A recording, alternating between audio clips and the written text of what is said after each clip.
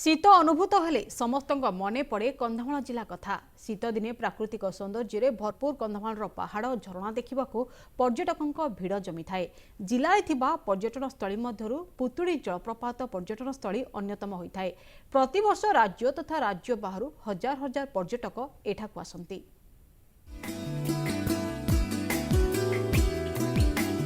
शीत दिन और कंधमाल रही अतुट संपर्क।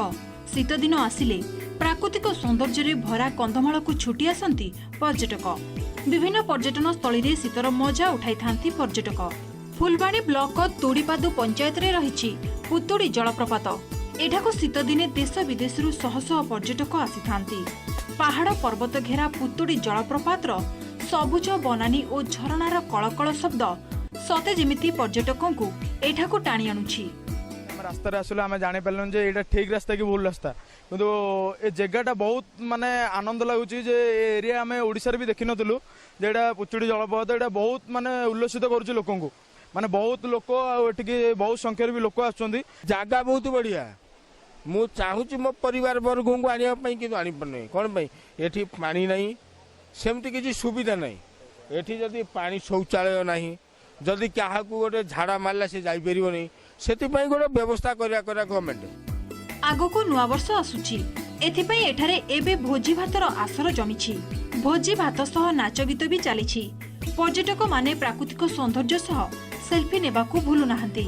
तेबे पर्यटन विभाग पुतुड़ी जलप्रपात को आड़ आखिरे चाहू नथिबा अभियोग होईछि। पुतुड़ी जिबा रास्तार अवस्था शोचनीय। एठारे पर्यटकों पई आनुषंगिक व्यवस्था मध्य नाही। एथिपई पर्यटक माने असंतोष प्रकाश करछंती।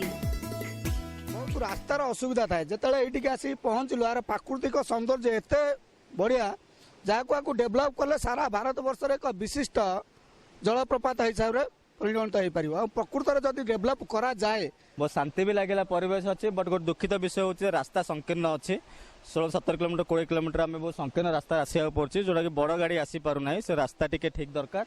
आ लेडीज मान सुविधा जेहेतु आम महिला को अधिक अग्राधिकार दौचे तेणु लेडीज मान टिके शौचालय बंदोबस्त टिके सेफ्टी फील हवा दरकार। एई पर्यटन स्थली प्रति राज्य सरकार और पर्यटन विभाग दृष्टि देले यार उन्नति हेबा सह पर्यटकों संख्या मध्य वृद्धि पाइब एथिरे संदेह नहीं। Phulbani Ajit Maharana MBC news.